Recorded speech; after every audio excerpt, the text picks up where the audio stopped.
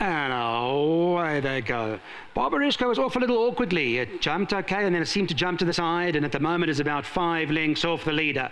Laughing William, Dreamland is right up there with him. Raven Black is back in third, and Richard the First is behind that lot. Super Awesome in the black and white stripes about 5 or 6 lengths from the leader.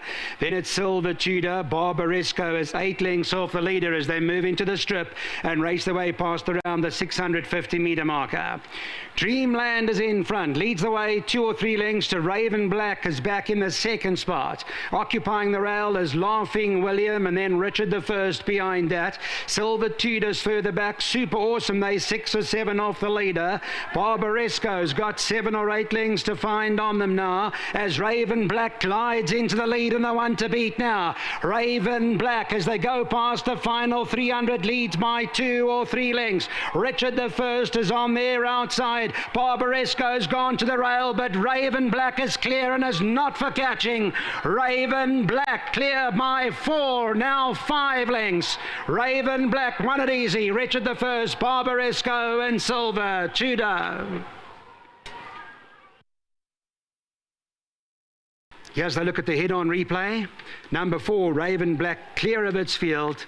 For the Brett Crawford, James Crawford in the Longmoors, Mr. Lamb, congratulations. Bred by Ian, well done. This guy's a 4-year-old, 3 starts before today's 4th start, back-to-back wins, and has won it quite comfortably. So 4-6-7-1 is the provisional result. Thanks for being with us at Turffontein. Let's go back to the studios.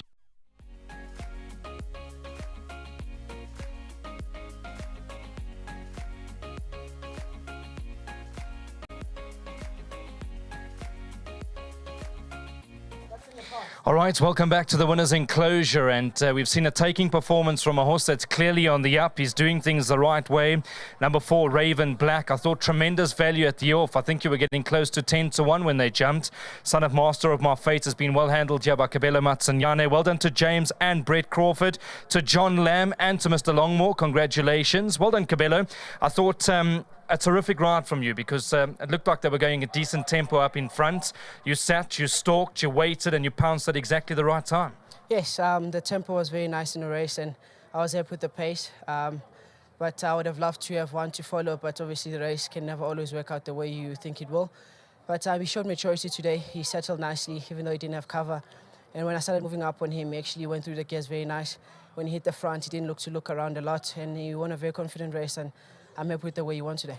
Kabelo, look, you've beaten some very smart horses. I mean, if we go to Barbaresco, yes, there were 1 or 2 excuses with Barbaresco, but he brings in that Sandringham Summit form line, which we've seen to good use with Main Defender, who you rode. So life must be good in your camp at the moment. You're going to have some tough choices through the season. Yes, I was thinking about it the other day, that I'll have a lot of tough decisions to make in my career, but all I can say is my loyalty is still with the Crawford stable, and I'll forever be committed to them, and that's where my first choice is.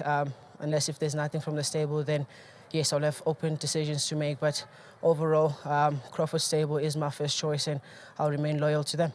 Well, that was my next question to you. I was going to put you on the spot because, I mean, if James and Brett do have a run in the race, and some of these youngsters that you picked up with other trainers, you've made it clear that James, as well as Mr. Crawford, they've been there for you, they've supported you and kind of given you this platform to spring into action, Kabelo. So it's good to know that that loyalty lies there. Yes, there's definitely loyalty there. Yes, as much as it might be a tough pill to swallow looking at the other horses that you might miss out on, but in the long run, you know, you have a good stable behind you, you've got good people that are supporting you, so why want to ruin a good relationship to just ride one horse at that time and giving up a whole stable full of horses? So it's just a matter of just being calm and just believe in myself and believe in my stable.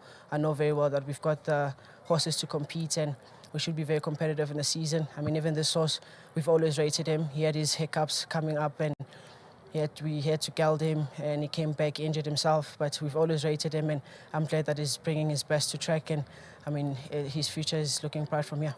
You're a very good rider, Kabelo. Next question, if you could single your next best. So there's a few punters out there. We're going into the jackpots and the pick sixes. What do you like today? Well, I would say today I thought I had a very good card today. Wadehani, after that scratching, I think I had only called us to compete with, but with that scratch, I think my horse has a big chance to win in that field.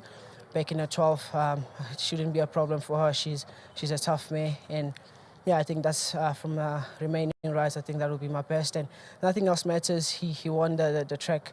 On the track, mile might be a bit short for him, but I think he might actually enjoy it today with the conditions on the track. So hoping for the best with him. Cabela, well handled over here. Keep up the good work. Thank you very much, and once again to James, to the Crawford team. Big thanks to the guys at home doing the hard work. To my sponsors winning form, big thanks to them. Congratulations. Thank you, and once again to the owners, well done to them. Super, well done. That's Cabela Matsanyana, a man that's riding full of confidence at the moment. James, well done. Good to see you as always. I know that you were licking your lips when you saw the price. We were quick to mention with Nico that there wasn't much in it with Dreamland. Bookmakers had Dreamland 28 to 10, 3 to 1. And you, for whatever reason, after beating him last time and having a little bit more scope for improvement, went 12 to 1. So you're a happy man. Yeah, very happy man. You know, I was a bit surprised when I saw his price. I thought he was going to be way shorter than that. But yeah, some of us got to enjoy it today. And, you know, he's a horse that's got his niggles, so I've just got to keep on top of him. I think he's a horse that I am going to have to be a little bit sparring with as to how often I run him. But, you know, I think he's a horse that's full of potential and on the up, so I'm looking forward to his career. Well, James, look, you've got some lovely youngsters coming through the ranks at the moment. And you did say, listen, when I come back for my season, we're going to give them 1 or 2 starts. But from there, they'll tighten up. And it's good to see when they win like this. Yeah, it's always very good to see. I've still got about 7, 8 3-year-olds that haven't really stepped out yet, and you know, a lot of the nice horses in the yard I've been waiting for the rain, but it hasn't quite come yet. So, you know, with the season starting, I've got to get a move on. So yeah, I'm looking forward to the season ahead. Can you help us for the rest of the afternoon? I thought nothing else matters. Always a horse that you need to include. And Turpitz, where's he in preparation? Nothing else matters is doing very, very well at home. He's come on exceptionally well since his last run. Not quite happy with the draw, but I think the race could suit us with, you know, the front runners that could be up and handy.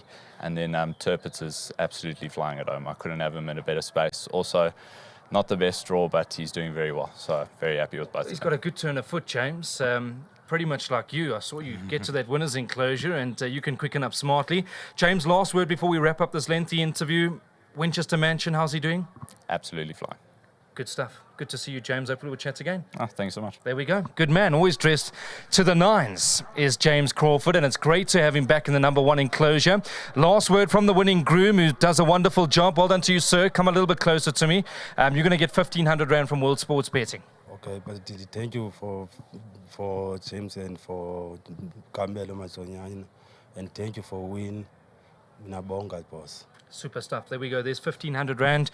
Show the camera. Well done to World Sports Betting for coming on board. And like I said earlier on, happy birthday to Warren Tannis.